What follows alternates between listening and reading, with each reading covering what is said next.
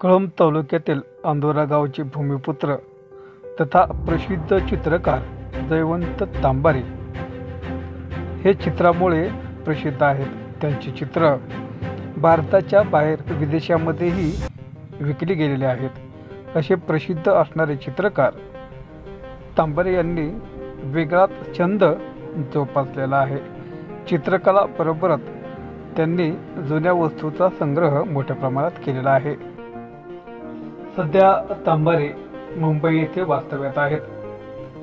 त्यांनी आपल्या निवासस्थानी मोठा हा संग्रह तयार केलेला आहे.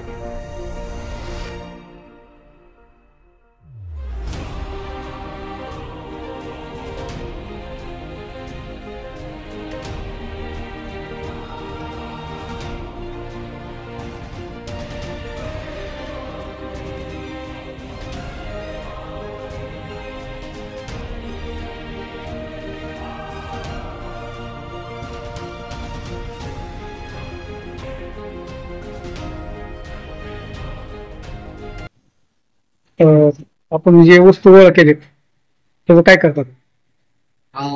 मला अगदी लहानपणापासूनच खूप आवड आहे. आपल्या जुन्या वस्तू जे आहेत त्या आपल्या भारतीय संस्कृतीशी निगडीत आहेत आणि हा ठेवा जतन करणं खूप गरजेचं आहे. अमूल्य ठेवा हा ठेवा शक्यतो म्हणजे लोक पावतात. पुढच्या पिढींना ते माहिती असण्यासाठी किंवा कल्चर काय आहे, मराठी कल्चर, त्याच्यासाठी त्याच्यामध्ये इतिहास काढलेला आहे. तरुण पिढीला त्याचा इतिहास समजेल, त्याबद्दल कला कुशल काय असतात त्या समजतील.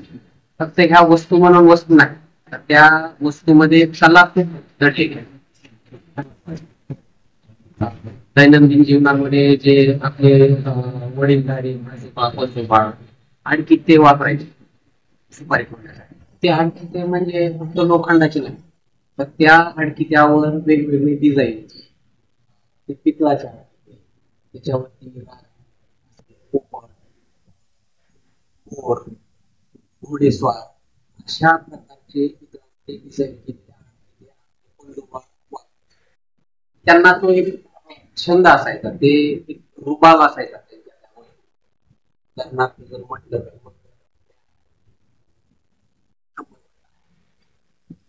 कंबरपट्टा वापरत नाही, ज्या आपल्या आजी आहेत त्यांच्या काळामध्ये हा कंबरपट्टा सोन्याचा असायचा, चांदीचा असायचा, रुपयाचा असायचा, पितळाचा असायचा. ह्याच्याकडे जर आपण थोडस बारकाईने बघितलं तर ह्याच्यावर असलेली डिझाईन म्हणजे हे फक्त एक वस्तू नाही, तर ह्याच्यामध्ये खूप कला कुशल दडलेली आहे. या कलेसाठीच आपला महाराष्ट्र ओळखला जातो. मग अशा ज्या अलंकारिक वस्तू आहेत त्या वस्तू आता ऱ्हास पावलेल्या आहेत, ऱ्हास पावत चाललेल्या आहेत. त्यामुळे ह्या जतन करणं मला तरी वाटतं खूप गरजेचं आहे. आणि या वस्तूमध्ये जुन्या काळाचे शिवाजी तांबे, पितळाचे, चांदीचे, सोन्याचे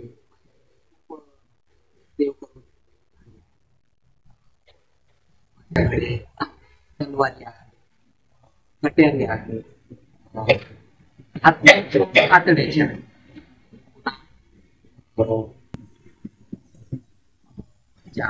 मेटलच्या ढाली आहेत, त्या कट्यारी आहेत, त्याच्यावर खूप असं सुबक डिझाईन आहे.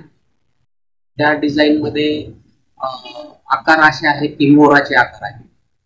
मोर हा प्राणी डिझाईन मध्ये खूप वापरलाय भारतीय. अशा खूप दुर्मिळ वस्तू पुढच्या पिढीला माहीत होण्यासाठी त्याचं जतन म्हणून मी हे संग्रह आणि भविष्यामध्ये खूप मोठं संग्रहालय उभा करण्याचा एक मानस आहे. त्यासाठी मी सेव्ह करत आहे जुन्या नोटा, ब्रिटिश कालीन नोटा, परत देश स्वतंत्र झाल्यानंतरच्या नोटा ज्या आता सध्या बंद आहेत, गांधीजीच्या बसलेल्या अवस्थेतल्या नोटा ज्या 2 रुपयाच्या, 10 रुपयाच्या अशा आहेत, ते आता भेटत नाही. अशा नोटांनी सेव्ह केलेल्या आहेत. ब्रिटिशकालीन 1 रुपयाची नोट, 2 रुपयाच्या नोट, ब्रिटिशकालीन नाणी ज्यावरती ब्रिटिश गव्हर्नरांचे सिक्के आहेत, त्याच्यावरती साल आहे, असे खूप दुर्मिळ नाणी, हत्यारे, केलेला आहे आणि भविष्यात मला अपेक्षा आहे की मी जे आज कष्ट घेत आहे संग्रह करण्याचं त्याला एक चांगलं फळ मिळेल, त्याला एक चांगला आकार मिळेल, तो एक संग्रहालयाचा वटवृक्ष बनेल.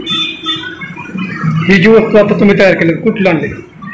ही ह्या वस्तू मिळवण्यासाठी पूर्ण महाराष्ट्राचं राजे राजवाडे अशी घरं, खानदानी घरं जे आपण म्हणतो, देशमुख, गडी, किल्ले, ज्या ज्या जिल्ह्यामध्ये किल्ले आहेत, ज्या ज्या जिल्ह्यामध्ये गडी आहेत, उदाहरणार्थ म्हणतो सातारा ऐतिहासिक राजधानी आहे, कोल्हापूर ऐतिहासिक राजधानी आहे, नागपूर भोसले फॅमिलीची आहे, अशा प्रकारे आपला मराठवाडा निजामकालीन आहे.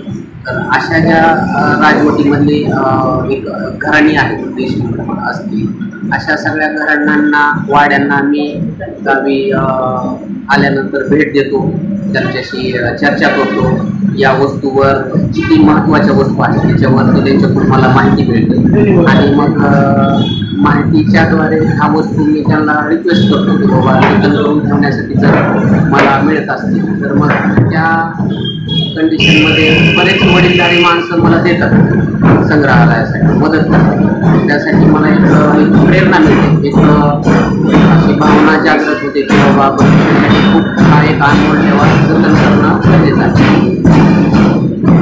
परंतु तुम्ही अनेक संग्रह केलेत, ह्याच्यामध्ये तुम्हाला कोणाकोणाचा मार्गदर्शन मिळाला की मला सहकार्य मिळालं?